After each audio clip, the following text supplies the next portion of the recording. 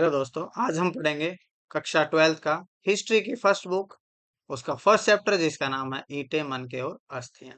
तो इस चैप्टर में हम पढ़ेंगे सबसे पहले हड़प्पा सभ्यता के बारे में। हड़प्पा सभ्यता की खोज कब हुई और किसने की, ये पहला पॉइंट हम पढ़ने जा रहे हैं। तो हड़प्पा सभ्यता की खोज 1921 ईस्वी में दयाराम साहनी ने की थी। कब की थी? 1921 ईस्वी में। किसने किया? दयाराम साहनी ने। इस सभ्यता को हड़प्पा सभ्यता क्यों कहा जाता है, ये क्वेश्चन आपके माइंड में आ रहा होगा। तो इस सभ्यता को हड़प्पा सभ्यता इसलिए कहा जाता है क्योंकि इस सभ्यता का सबसे पहले जो स्थल खोजा गया वो क्या था? हड़प्पा था। सबसे पहले खोजा जाने वाला स्थल हड़प्पा था, इसलिए इसका नाम हड़प्पा सभ्यता पड़ा। इस सभ्यता को सिंधु घाटी सभ्यता के नाम से भी जाना जाता है। अब सिंधु घाटी सभ्यता के नाम से क्यों जाना जाता है? क्योंकि यह सभ्यता सिंधु और उसकी सहायक नदियों के आसपास खोजी गई थी। क्योंकि यह सभ्यता सिंधु नदी और इसकी सहायक नदियों के आसपास पाई गई थी, इसलिए इसका नाम सिंधु घाटी सभ्यता भी कहा जाता है। अब ये जो सभ्यता है, इसके बारे में आपने पढ़ा कि इसको हड़प्पा सभ्यता क्यों कहते हैं और इसको सिंधु घाटी सभ्यता क्यों कहते हैं। हड़प्पा सभ्यता इसलिए कहते हैं क्योंकि इसका जो सबसे पहला खोजा जाने वाला स्थल था वो था हड़प्पा। और सिंधु घाटी सभ्यता इसलिए कहा जाता है क्योंकि यह सभ्यता सिंधु नदी और उसकी सहायक नदियों के आसपास खोजी गई थी। इस सभ्यता की खोज 1921 ईस्वी में दयाराम साहनी ने की थी। ओके फ्रेंड्स, तो आगे बढ़ते हैं। इस सभ्यता के अधिकांश स्थल, जो ज्यादातर जो जगह इस सभ्यता की वो खोजी गई, वो कहाँ पर खोजी गई हैं? वो खोजी गई हैं भारत, पाकिस्तान और अफगानिस्तान में खोजी गई हैं। इस सभ्यता के अधिकांश स्थल भारत, पाकिस्तान और अफगानिस्तान में खोजे गए हैं। अब अगर हम बात करें इस सभ्यता के क्षेत्रफल की, तो क्षेत्रफल की दृष्टि से हम देखें तो यह सभ्यता 13 लाख वर्ग किलोमीटर में फैली हुई है। कितने लाख वर्ग किलोमीटर में? तो 13 लाख वर्ग किलोमीटर में यह सभ्यता फैली हुई है। और अगर इसके आकार की बात करें, इसके शेप की बात करें, तो यह सभ्यता कैसी है? त्रिभुजाकार है। कैसी है? ट्रायंगुलर है, त्रिभुजाकार है। तो अभी तक हमने क्या पढ़ा इसके बारे में? सबसे पहले एक बार रिवाइज कर लेते हैं इसको। तो हमने पढ़ा कि हड़प्पा सभ्यता की खोज 1921 ईस्वी में की गई। किसके द्वारा? दयाराम साहनी के द्वारा। अब इसका नाम हड़प्पा सभ्यता क्यों पड़ा? क्योंकि इस सभ्यता का सबसे पहला खोजा जाने वाला जो स्थल था उसका नाम था हड़प्पा। अब इसका नाम सिंधु घाटी सभ्यता क्यों है? क्योंकि इस सभ्यता क्योंकि यह सभ्यता सिंधु नदी और उसकी सहायक नदियों के आसपास खोजी गई, इसलिए इसका नाम सिंधु घाटी सभ्यता भी कहा जाता है। और इस सभ्यता के अधिकांश स्थल कहाँ पर खोजे गए हैं? भारत, पाकिस्तान और अफगानिस्तान में खोजे गए हैं। क्षेत्रफल की बात करें तो यह सभ्यता 13 लाख वर्ग किलोमीटर में फैली हुई है और इसका जो आकार है वो कैसा है? त्रिभुजाकार है। लंबाई की दृष्टि से बात करें तो इसकी लंबाई 1600 किलोमीटर है और चौड़ाई की बात करेंगे तो 1400 किलोमीटर चौड़ी ये सभ्यता बताई जाती है। अब अगर हम बात करें कि कौन से क्षेत्र में कहां तक फैली हुई है, दिशाओं का अगर हम बात करेंगे तो उत्तर में कहां तक है, दक्षिण में कहां तक है, पश्चिम में कहां तक है और पूर्व में कहां तक है। अगर ये हमें समझना है तो देखते हैं फिर इसमें आगे क्या है। तो दिशाओं के दृष्टि से बात करें दोस्तों तो यह सभ्यता दक्षिण में दक्षिण में बेमाबाद तक फैली हुई है, जो कि है महाराष्ट्र में। उत्तर की बात करें तो मांडा, जम्मू कश्मीर। मांडा कहां पर है? जम्मू कश्मीर। ऊपर अगर हम देखें नॉर्थ की तरफ तो ये मांडा जम्मू कश्मीर तक, और नीचे अगर हम साउथ में आएंगे तो ये सभ्यता देमाबाद यानी कि महाराष्ट्र तक फैली हुई है। अब अगर हम बात करें पूर्व की, तो पूर्व में ये सभ्यता आलमगीरपुर, जो कि कहां पर है? यूपी में एक स्थान है आलमगीरपुर, वहां तक फैली हुई है। और पश्चिम में बात करेंगे तो पश्चिम में ये सभ्यता पाकिस्तान तक फैली हुई है। पाकिस्तान के सिंध प्रांत में एक जगह है सुत का गैंडोर।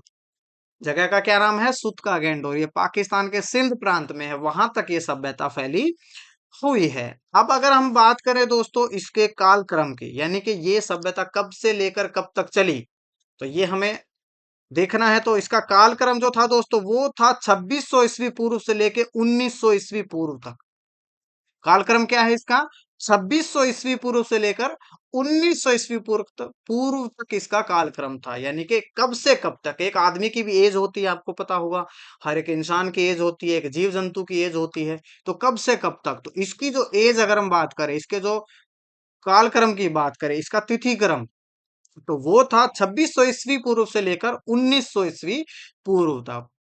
अब आपके मन में एक सवाल आ रहा होगा, ईस्वी पूर्व और ईस्वी में क्या अंतर है? तो ईस्वी पूर्व का अगर हम बात करें, ईस्वी पूर्व को समझने के लिए अगर हम देखें दोस्तों, जो ईसा मसीह का जो जन्म है, आपने सुना होगा ईसा मसीह का नाम, ठीक है? तो ईसा मसीह का जो जन्म है उसको हमने जीरो डेट से माना है। किससे मानते हैं उसके जन्म को? Zero date. तो उसके जन्म से जो पहले की जो घटनाएं हैं वो ईस्वी पूर्व से हम डिनोट करते हैं, और उसके बाद की जो घटनाएं, सभी घटनाएं हैं, उनको हम ईस्वी के नाम से जानते हैं। ठीक है, तो ये उसके जन्म से पहले की घटनाएं हैं, इसलिए 2600 ईस्वी पूर्व से लेकर 1900 ईस्वी पूर्व तक इसका कालक्रम रहा। एक बार रिवाइज करते हैं थोड़ा सा। अगर हम बात करें इसके क्षेत्रफल की, तो क्षेत्रफल की बात करें तो इसका क्षेत्रफल 13 लाख वर्ग किलोमीटर है। इसका आकार मैंने बताया त्रिभुजाकार है। कैसा आकार है इसका? त्रिभुजाकार। लंबाई की बात करें तो 1600 किलोमीटर, और चौड़ाई की बात करें दोस्तों तो 1400 किलोमीटर चौड़ी ये सभ्यता फैली हुई थी। उत्तर में नॉर्थ की बात करेंगे तो मांडा, मांडा कहां पर है? जे एंड के, यानी कि जम्मू एंड कश्मीर। नीचे साउथ की बात करेंगे तो देमाबाद, जो कि महाराष्ट्र में है, देमाबाद महाराष्ट्र तक फैली हुई है। पूर्व की बात करेंगे दोस्तों तो ये आलमगीरपुर, जो कि उत्तर प्रदेश में, और पश्चिम की बात करेंगे तो पाकिस्तान के सिंध प्रांत में एक जगह है जिसका नाम है सुतका गैंडोर, वहां तक ये सभ्यता फैली हुई है। इसके कालक्रम की बात जो हमने अभी की, तो इसका कालक्रम कब से कब तक था, तो इसकी एज अगर हम ऐसा एक अलग शब्द में समझें, तो 2600 ईस्वी पूर्व से लेकर 1900 ईस्वी पूर्व तक। अब आपको पता चल गया होगा ईस्वी पूर्व और ईस्वी क्या है। ठीक है, ईसा मसीह के जन्म से पहले की जो घटनाएं हैं वो है ईस्वी पूर्व, और उसके बाद की जो जो भी घटनाएं हैं वो है सारी ईस्वी के नाम से हम जानते हैं। अब आगे पढ़ेंगे दोस्तों कि हड़प्पा सभ्यता के लोग जीवन निर्वाह कैसे करते थे। अब आज के टाइम पर भी आप देखिए, लोग जीवन जीने के लिए अलग अलग कार्य करते हैं। लाइक कोई डॉक्टर है, कोई इंजीनियर है, कोई ड्राइवर है, कोई कोई कुछ काम कर रहा है, कोई कपड़े सिल रहा है। तो आज हम जीने के लिए ये सब तरीके अपना रहे हैं।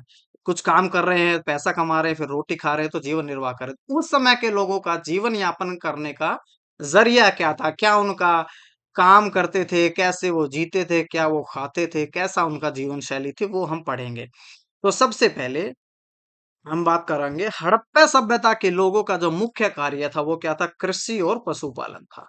क्या था? कृषि और पशुपालन। उनका मुख्य कार्य क्या था? कृषि और पशुपालन था। अब कृषि करते थे इस बात का कोई प्रूफ है हमारे पास? हाँ, इस बात का प्रूफ है हमारे पास, क्योंकि जो कृषि करते हैं, जब हम खेत जोतते हैं, तो जुते हुए खेत के जो साक्ष्य मिले हैं, यानी कि सबूत मिले हैं, वो कहाँ से मिले हैं? कालीबंगा से मिले हैं। कालीबंगा कहाँ पर है? राजस्थान में है। कालीबंगा कहाँ पर है? राजस्थान में। तो जुते हुए खेतों के प्रमाण कहाँ से मिले हैं? कालीबंगा से मिले हैं दोस्तों, याद रहेगा। कहाँ से मिले हैं? जुते हुए खेतों के प्रमाण कालीबंगा राजस्थान से मिले हैं। अब कृषि करने के लिए अनेक फसलें ये उगाते थे, उसमें ये गेहूं भी, बाजरा भी, तिल भी, दाल भी, लेकिन इनकी जो मुख्य फसलें थी वो दो थी, जिनका नाम है गेहूं और जौ। वैसे तो ये अनेक फसलें उगाते थे, लेकिन मुख्य फसलें इनकी जो थी वो थी गेहूं और जौ थी दोस्तों। अब आप जानते हैं दोस्तों कि खेत को जोतने के लिए उसमें अनेक प्रयोग चीजों का प्रयोग किया जाता है। जैसे खेत जोतना है तो उसके लिए क्या क्या, आजकल के टाइम पे तो आप देखते हैं कि ट्रैक्टर है, मशीन है, अनेक संसाधन है। लेकिन उस समय पर वो लोग क्या करते थे? खेत जोतने के लिए, खेत जोतने के लिए वो लोग किस चीज का प्रयोग करते थे? खेत जोतने के लिए वो लोग लकड़ी से बने हल का प्रयोग करते थे। किसका प्रयोग करते थे? लकड़ी से बने हल का प्रयोग करते थे। आजकल तो ट्रैक्टर से कर लेते हैं, मशीन से कर लेते हैं, लेकिन हम बात कर रहे हैं हड़प्पा सभ्यता की। तो हड़प्पा सभ्यता के लोग खेत जोतने के लिए किस चीज का प्रयोग करते थे? लकड़ी से बने हुए हल का प्रयोग करते थे। अब कैसे पता हमें ये बात? ये किसने बताया हमें? क्योंकि हमें मिट्टी से बने हल का नमूना मिला है। क्या मिला है? मिट्टी से बने हुए हल का नमूना मिला है। कहाँ से मिला है? ये बनावली से। बनावली कहाँ पर है? हरियाणा से। ये हरियाणा को मैंने ये नोट्स में एचआर के नाम से डिनोट किया है। ठीक है, हरियाणा से मिला है। और चोलिस्तान, चोलिस्तान कहाँ पर है? पाकिस्तान में एक जगह। तो मिट्टी से बने हुए हल का नमूना कहाँ से मिला? तो दो जगह से मिला, बनावली और चोलिस्तान। तो बनावली कहाँ पर है? हरियाणा में है, और चोलिस्तान पाकिस्तान में है। समझ में आया दोस्तों? तो क्या पढ़ा हमने अभी कि फसलों का उत्पादन करते थे, अनेक फसलों का, लेकिन इनकी मुख्य फसल क्या थी? गेहूं और जौ थी। और खेत जोतने के लिए ये लोग मिट्टी सॉरी लकड़ी के बने हल का प्रयोग करते थे। ठीक है, और यहाँ पर हमें साक्ष्य मिले हैं खुदाई में, क्या कि मिट्टी के बने हल का नमूना, उसका साक्ष्य मिला है। कहाँ से मिला है? बनावली, जो कि हरियाणा में है, और चोलिस्तान, जो कि है पाकिस्तान में। अब आप जानते ही होंगे दोस्तों कि मिट्टी की जुताई करने के लिए, खेत की जुताई करने के लिए सिर्फ हल से काम नहीं चलेगा। अब उसमें हल से तो खेत जोत दिया है, अब उसको फसल को बड़ी करने के लिए, उगाने के लिए पानी की भी जरूरत होती है।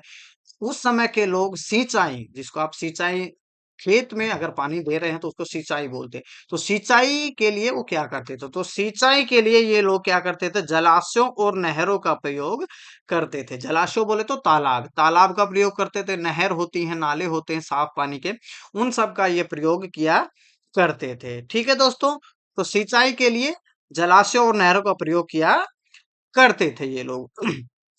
अब कैसे पता चला हमें कि जलाशयों और नहरों का प्रयोग हुआ? तो इसके भी साक्ष्य मिले होंगे कहीं से ना कहीं से। तो इसके साक्ष्य हमें मिले हैं दोस्तों जलाशयों के साक्ष्य मिले हमें धोलावीरा से। कहाँ से मिले हैं? धोलावीरा से। कहाँ पर है? गुजरात में है। जलाशयों के साक्ष्य कहाँ से मिले हैं? धोलावीरा, जो कि गुजरात में है। और नहरों के जो साक्ष्य मिले हैं वो मिले शोरतुघई, जगह का नाम है शोरतुघई, जो कि है अफगानिस्तान में। कहाँ पर है? अफगानिस्तान में। तो एक अगर आपका क्वेश्चन पूछता भी है कि हड़प्पा सभ्यता में जलाशयों के साक्ष्य कहाँ से मिले हैं, तो हम बता सकते हैं कि ये मिले हैं धोलावीरा गुजरात से और शोरतुघई अफगानिस्तान से। ठीक है दोस्तों, अब हमने फसल उगाने के लिए हल का प्रयोग कर लिया, उसमें पानी भी डाल दिया, फसल बड़ी हो गई, तो क्या उसको अब खेत में छोड़ेंगे? नहीं, खेत में क्यों छोड़ेंगे? उसकी कटाई करके घर पे लेके आएंगे, वहीं थोड़ी छोड़ेंगे यार उसको। ठीक है, तो फसलों को काटने के लिए जो ये औजार का प्रयोग करते थे वो किसका बना होता था? धातु का औजार बना होता था। धातु का औजार बना होता था। और ये लोग धातु के नाम पर मुख्य रूप से कांस्य धातु का प्रयोग करते थे। किसका? कांसे का। ठीक है दोस्तों, तो फसल को काटने के लिए जो औजार बना होता था वो किस धातु का होता था? कांसे का बना होता था। अब गेहूं हमने काट लिए, मशीन से निकाल लिए हैं, अब क्या उसको ऐसे ही खाएंगे? नहीं, गेहूं को अलग कर लिया, कच्चा तो खाएंगे नहीं, उसको हम पीस कर खाएंगे। तो पीसने के लिए हमें चक्की चाहिए। तो चक्की के लिए कैसे पत्थर का उपयोग करते थे? तो सबसे पहले देखते हैं ये कैसी चक्की का प्रयोग करते थे। अनाज को पीसने के लिए ये लोग अवतल चक्की का प्रयोग करते थे। कौन सी चक्की का प्रयोग करते थे? अवतल चक्की का प्रयोग करते थे, जो कि सालन पत्थर से बनी होती थी। कैसे पत्थर से बनी होती थी? सालन पत्थर से। चक्की का क्या नाम था? अवतल चक्की। समझ में आया आपको? ठीक है, अवतल चक्की का प्रयोग करते थे, जो कि सालन पत्थर से बनी होती थी। अब इसके भी साक्ष्य मिले हैं दोस्तों, तभी तो हमें पता है ऐसा ऐसा है। तो सालन पत्थर से बनी चक्की, अवतल चक्की जो थी, उसके साक्ष्य मिले कहाँ से? मोहनजोदड़ो और हड़प्पा से। कहाँ से? मोहनजोदड़ो और हड़प्पा से इसके साक्ष्य मिले हैं। ठीक है दोस्तों, तो एक बार इसको रिवाइज करते हैं फिर से कि हड़प्पा सभ्यता के लोगों का जीवन निर्वाह करने का क्या तरीका था। तो जीवन निर्वाह की बात करें तो इन लोगों का मुख्य कार्य कृषि और पशुपालन था। कृषि और पशुपालन ये लोग करते थे। कृषि ये लोग करते थे, इस चीज का हमें कोई प्रमाण मिला है? जी सर, मिला है। जुते हुए खेतों का प्रमाण मिला है कालीबंगा से। जुते हुए खेतों का प्रमाण कालीबंगा से मिला है, जो कि राजस्थान में स्थित है। अब फसलों की बात करें तो ये लोग अनेक फसलों का उत्पादन किया करते थे, लेकिन इनकी मुख्य फसल गेहूं और जौ थी। मुख्य फसल कौन सी थी इनकी? गेहूं और जौ। कृषि करने के लिए ये लोग लकड़ी के हल का प्रयोग करते थे। कृषि करने के लिए ये लोग लकड़ी के हल का प्रयोग करते थे। अब खेतों में सिंचाई के लिए क्या करते थे? ये जलाशयों और नहरों का प्रयोग करते थे। खेतों में सिंचाई करने के साधन जो थे इनके, वो क्या थे? जलाशय और नहर, उसकी मदद से ये लोग सिंचाई किया करते थे। अब फसलें बड़ी हो गई हैं तो काटने के लिए फिर जो जिस औजार का प्रयोग करते थे वो किस धातु का बना होता था? वो अधिकतर इन्होंने कांसे की धातु का प्रयोग किया, लेकिन यहाँ पर हम बात कर रहे हैं क्या? फसल को काटने के लिए जो औजार था वो धातु से बना होता था। ठीक है। अब अनाज को पीसने के लिए, अब अनाज को काट लिया है खेत से, घर पे लाएंगे तो बिना पीसे थोड़ी खाएंगे। उसको पीसने के लिए क्या, कौन सी चक्की का प्रयोग करते थे? ये अवतल चक्की का प्रयोग किया करते थे, जो कि सालन पत्थर से बनी होती थी। तो अवतल चक्की के अवशेष मिले हैं मोहनजोदड़ो और हड़प्पा से। अवतल चक्की के अवशेष कहाँ से मिले हैं? मोहनजोदड़ो और हड़प्पा से। ठीक है दोस्तों। अब बात करते हैं हड़प्पा सभ्यता की मोहरों की। अब यहाँ पर एक टॉपिक है मोहरे। उस समय पर मोहरे भी पाई जाती थी। हड़प्पा सभ्यता की जो मोहरे होती थी वो कैसे बनी होती थी? सेलखड़ी नामक एक पत्थर से बनी होती थी। हड़प्पा सभ्यता की मोहरें सेलखड़ी नामक एक पत्थर से बनी होती थी। दो प्रकार की मोहरें होती थी। एक तो आयताकार, आयताकार बोले तो आपने 10th में या 9th में ऐसा पढ़ा होगा, ये देखिए आयताकार है। ठीक है। ये आयताकार हो गया। एक वर्गाकार जिसकी सभी भुजाएं बराबर होती है, आपने पढ़ा होगा ये मैथ में। ठीक है दोस्तों। तो दो प्रकार की मोहरें होती थी, एक आयताकार और एक वर्गाकार। जो आयताकार जो मोहरें होती थी उनके ऊपर एक चित्र बना होता था। चित्र अक्सर जानवर और पशुओं के होते थे। ठीक है। और वर्गाकार जो मोहरें होती थी उन पर चित्र और लेखन दोनों होते थे। अब चित्र का तो हमें पता चल गया कि जंगली जानवर या फिर पशुओं के, और लेखन में जो लिखा, क्या लिखा था वो तो पता नहीं है, क्योंकि उस लिपि को आज तक कोई पढ़ नहीं पाया है दोस्तों। अब देखिए यहाँ पे मैंने आपको बताया कि इन मोहरों पर जंगली जानवर और पशुओं के चित्र बने होते थे, लेकिन मुख्य रूप से जो किस पशु या किस प्राणी का चित्र मोहरों पर देखा गया? मछली का चित्र। ये बहुत याद रखने वाली बात है दोस्तों, कि मुख्य रूप से इनकी मोहरों पर पाया जाने वाला जो चित्र था वो किस पशु का था, किस प्राणी का था, किस जीव का था? तो मछली का चित्र होता था दोस्तों। ठीक है। ये लोग पशुपालन करते थे, इन्होंने अनेक पशुओं को पाला, लेकिन ये लोग गाय और घोड़े से अनजान थे। गाय और घोड़े के बारे में इनको नहीं पता था, ना ही इन्होंने उनको पाला, ना इनको पता उसके बारे में। समझ में आ गया दोस्तों। तो मोहरों की बात करें तो मोहरे जो है सेलखड़ी नामक पत्थर की बनी होती थी। किसकी बनी होती थी मोहरे? सेलखड़ी नामक पत्थर की बनी होती थी। और ये मोहरे दो प्रकार की होती थी। कौन कौन सा? एक आयताकार और एक वर्गाकार दोस्तों। आयताकार जो होती थी उस पर एक चित्र बना होता था, और जो वर्गाकार जो मोहरे होती थी उस पर चित्र और लेखन दोनों होते थे। अब जैसा मैंने बताया, चित्र की बात करें तो चित्र इन पर जंगली जानवर और पशुओं के होते थे। चित्र किसके होते थे? जंगली जानवर और पशुओं के चित्र होते हैं। लेकिन जो लेखन जो था, जो लेख उस पर लिखा था, वो किस भाषा में लिखा था, किस लिपि में लिखा था, उसको आज तक हम पढ़ नहीं पाए। ठीक है। चलिए दोस्तों, और चित्र की बात करें तो मुख्य रूप से किसका चित्र बना होता था इनकी मोहरों पर? मछली का चित्र बना होता था दोस्तों। समझ में आया? आगे बढ़ते हैं। मैंने जैसा बताया अभी आपको कि ये लोग गाय और घोड़े से अनजान थे। क्वेश्चन में पूछ सकता है कि हड़प्पा सभ्यता के लोग कौन से पशुओं से अनजान थे? तो गाय और घोड़े से ये लोग अनजान थे। अब देखिए, इन्होंने फसल काट ली है, घर पर भी ले आए हैं पीस कर, आटा खुद भी खा लिया है। इतना आटा है कि सारा खुद थोड़ी खाएंगे, कुछ व्यापार भी करेंगे। कुछ फसलें ऐसी हैं जिनको खा नहीं सकते हैं, कुछ फसलें ऐसी हैं जिनको अपने लिए भी रखना है और व्यापार के लिए भी बचा के रखना। तो ये लोग व्यापार भी करते थे। ठीक है। ये एक व्यापारिक सभ्यता थी। व्यापार करने के लिए ये लोग दो तरीके से व्यापार करते थे। एक तो करते थे आंतरिक व्यापार। आंतरिक व्यापार से मतलब है कि उनकी टेरिटरी के अंदर ही, लाइक आसपास के लोगों में। समझ लीजिए कि आज हम मान लीजिए दिल्ली में हैं, दिल्ली में बैठे हैं, तो दिल्ली से मान लीजिए हमको गाजियाबाद जाना है, गुड़गांव जाना है, फरीदाबाद जाना है, तो आसपास के क्षेत्रों में अगर हम व्यापार करेंगे तो हम आसानी से कोई भी एक ट्रांसपोर्ट यूज कर सकते हैं। तो इनकी बात करें तो ये लोग आसपास के क्षेत्रों में किसका प्रयोग करते थे? बैलगाड़ी की सहायता से करते थे। बैलगाड़ी का प्रयोग करते थे आंतरिक व्यापार के लिए, इंटरनल बिजनेस के लिए, इंटरनल ट्रेड के लिए ये बैलगाड़ी का प्रयोग करते थे। लेकिन अगर वहीं इनको किसी दूसरे देश में व्यापार करना है, दूसरे देश के साथ व्यापार करना है, अब समझ लीजिए हमको यहाँ दिल्ली से अमेरिका अगर हमको कुछ सामान भेजना, तो बैलगाड़ी से जाएगा क्या? क्या ये पॉसिबल है? नहीं है।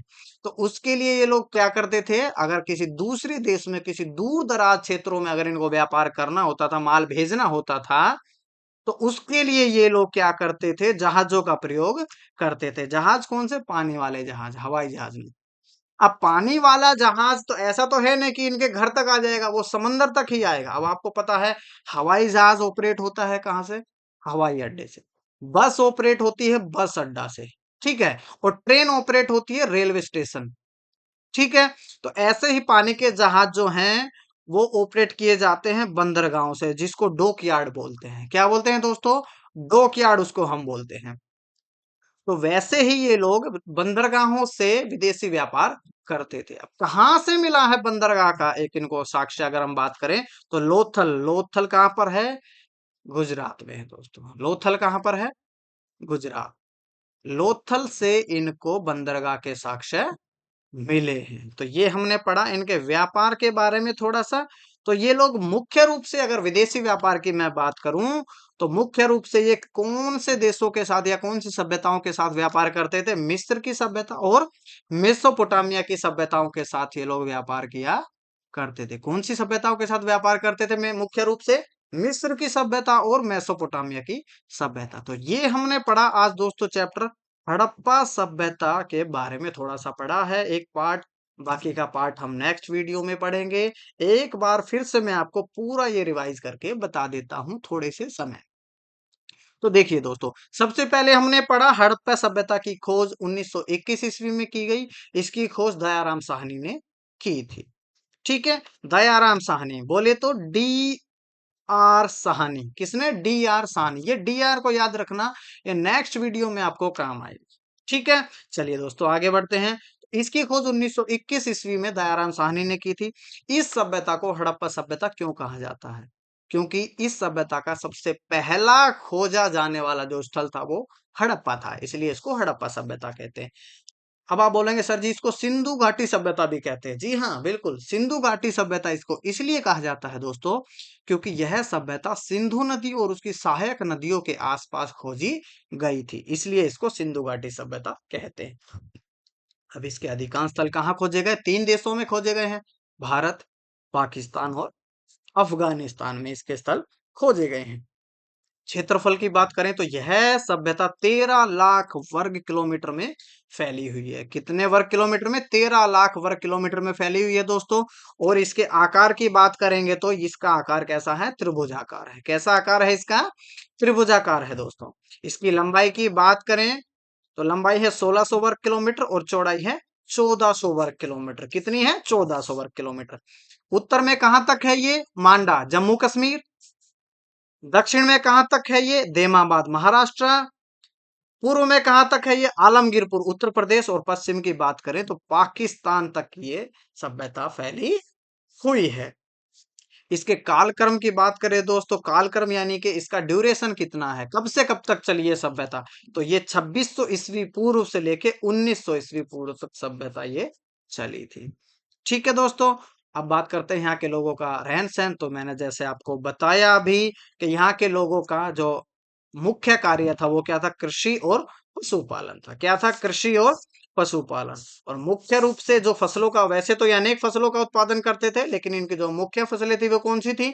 गेहूं और जौ। मुख्य फसलें कौन सी थी इनकी? गेहूं और जौ। और खेतों को जोतने के लिए ये लोग लकड़ी के हल का प्रयोग करते थे। किसका प्रयोग करते थे दोस्तों? लकड़ी के हल का प्रयोग करते थे खेतों को जोतने के लिए। सिंचाई के लिए, खेतों में सिंचाई के लिए जलाशयों और नहरों का प्रयोग करते थे। किसका प्रयोग करते थे? जलाशयों और नहरों का, ठीक है दोस्तों। अभी फसलों को काटने के लिए जो औजार बने होते थे वो धातु के बने होते थे। कैसे औजारों को प्रयोग करते थे? जो धातु के बने होते थे दोस्तों। गेहूं को पीसने के लिए ये अवतल चक्की का प्रयोग करते थे, जो कि सालन पत्थर की बनी होती थी। कौन से पत्थर की? सालन पत्थर की। अवतल चक्की का प्रयोग किया जाता था गेहूं को पीसने के लिए, और जो कि सालन पत्थर की बनी होती थी। अब बात करते हैं दोस्तों इनकी मोहरों की। तो मोहरों की बात करें तो इनकी ये जो मोहरें हैं ये सेल खड़ी नामक पत्थर की बनी होती थी, ठीक है दोस्तों। दो प्रकार की होती है, जैसा मैंने बताया, आयताकार और दूसरी वर्गाकार। आयताकार मोहरों के ऊपर एक चित्र बना होता था, और वर्गाकार मोहरों की बात करें तो इनके ऊपर चित्र और लेखन दोनों होते थे। चित्र की बात करें तो इन पर चित्र जो बने होते थे वो जंगली जानवरों के और पशुओं के होते थे। मुख्य रूप से कौन से पशु का या पक्षी का या प्राणी का, किस जीव का चित्र पाया गया इनकी मोहरों पर? मछली का। मुख्य रूप से पाया जाने वाला चित्र किसका था? मछली का था दोस्तों। किसका था? मछली का था दोस्तों। ये लोग पशुपालन करते थे, लेकिन ये लोग गाय और घोड़े से अनजान थे। इनको गाय और घोड़े के बारे में कुछ भी नहीं पता था। अब व्यापार की बात करें तो ये लोग व्यापार भी करते थे। व्यापार, आंतरिक व्यापार के लिए बैलगाड़ी का प्रयोग करते थे, और बाह्य व्यापार के लिए जहाजों से व्यापार किया करते थे। मुख्य रूप से इनका जो व्यापार था वो दो सभ्यताओं के साथ था, जैसा हमने बताया, एक मिस्र की सभ्यता और एक मेसोपोटामिया की सभ्यता। तो ये था हमारा फर्स्ट चैप्टर का फर्स्ट पार्ट दोस्तों। अगर आपको ये पार्ट समझ में आया है तो इसको आप अपने हिसाब से नोट्स भी बना सकते हैं। हम भी आपको बाद में इस चैप्टर के नोट्स समय समय पर प्रोवाइड कराएंगे। तो मिलते हैं आपसे नेक्स्ट वीडियो में, इसी चैप्टर का कुछ बचा हुआ भाग जिसको हम पूरा करेंगे। तो देखिए और समझिए चैप्टर अपने हिसाब से। धन्यवाद।